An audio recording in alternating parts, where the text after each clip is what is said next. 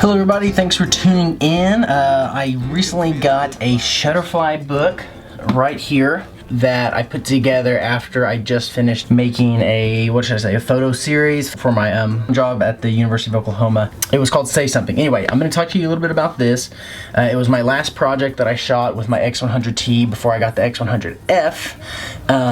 And I wanted to show you the book, kind of give you my thoughts on the quality of the book and the printing, but also talk to you about a few other things that I have coming up on my channels. So first off, this has nothing to do with my channel. I just found this super cool mini tripod. Check this out. Press this button.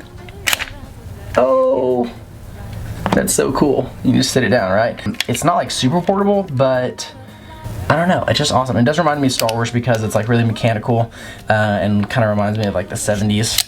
And also visually it's black and silver, which looks really good with this black and silver X100F. So I thought this was pretty cool. Let me know if you've ever seen anything like this before. Thought it was pretty awesome. The next thing I have is this piece of wood. How exciting, right? The reason I have this is because in the next couple weeks I'm going to be making a custom wooden grip for my X100F. This is a piece of hardwood that I will be using to cut out the base of the grip. You can look forward to that. That's why I have this here. This right here is my brand new custom leather camera strap. I absolutely love it. There's a guy in Oklahoma City that I know. He does leather work as just like a hobby, and so I sent him a couple sketches on like my dream leather strap, and he was able to knock it out 100% perfectly. So probably in the next couple weeks I'll also be doing a review over this strap. Just in case you're interested, it is Lazy S leather. It's made right here in Oklahoma City.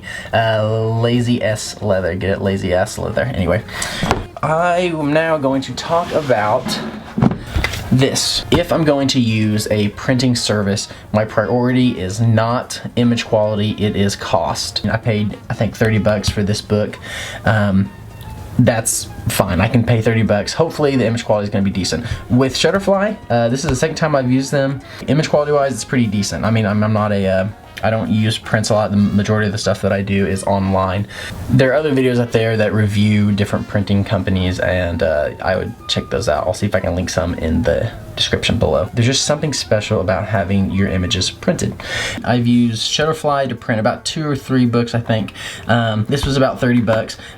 About 2 years ago, I used, I think it was called Social Print Studio. Let me look at that. Socialprintstudio.com. And basically I just transferred all of my Instagram photos from the first day I moved to Japan till 2 years later when I left Japan. All of those Instagram posts are right in here. And this is a hardcover book, and I love the image quality on this. I should say maybe not so much image quality, but the paper is nice and thick. You can organize them however you want. Since it was 2 years of Instagram pics, I had to like put like 1,000 of them per page. Not really. And I love having this to look back at my time, because I'm not always going to scroll back through my Instagram posts that were 2 or so years ago, because every one of these pictures, to me, there's a story behind each and every one.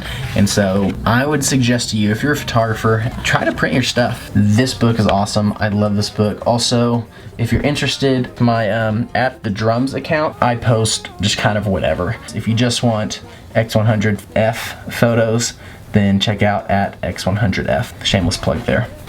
Let's talk about Say Something. This is Say Something Volume 1. About 2 months ago, me and my interns at the University of Oklahoma, which is where I have a photography position, worked on a project called the Say Something Project, or Say Something Campaign.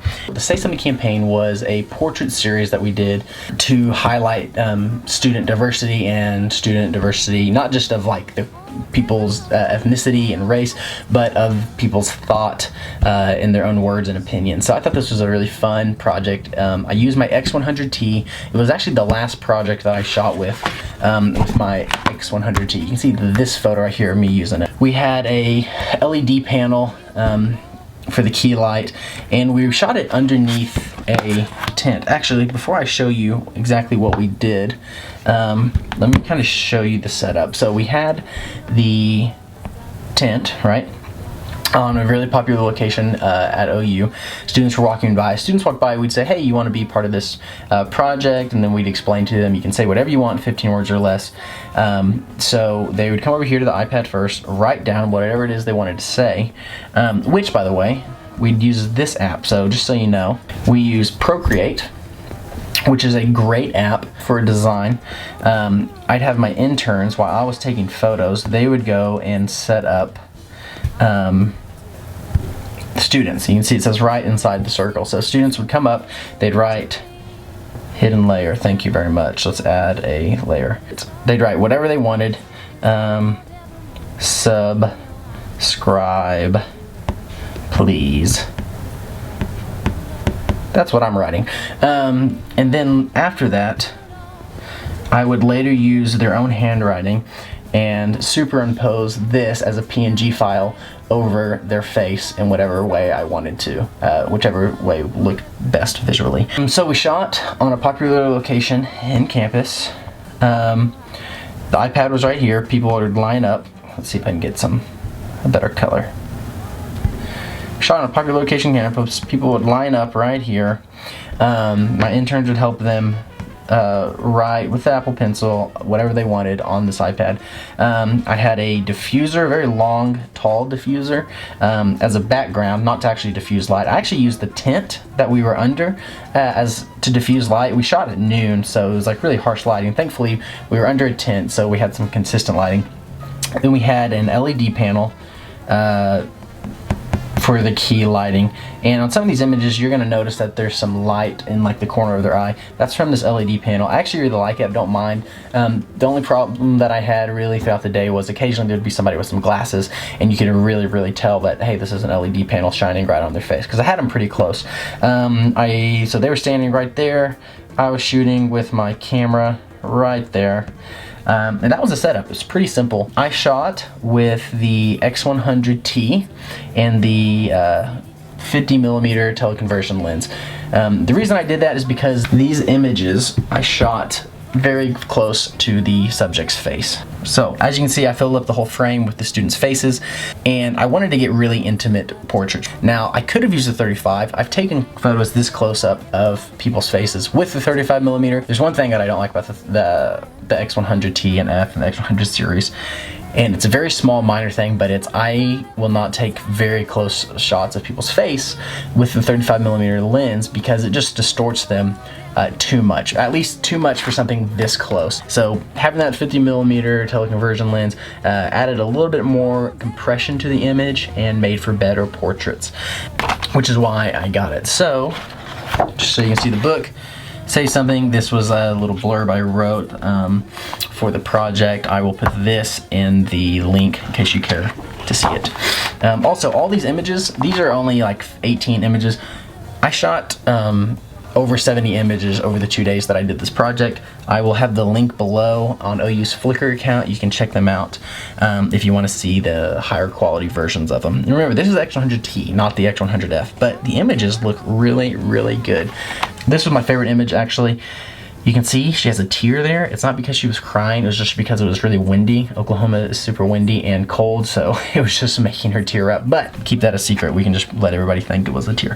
What was fun about this project is that you can see different personalities, not just in the image, but in people's own handwriting.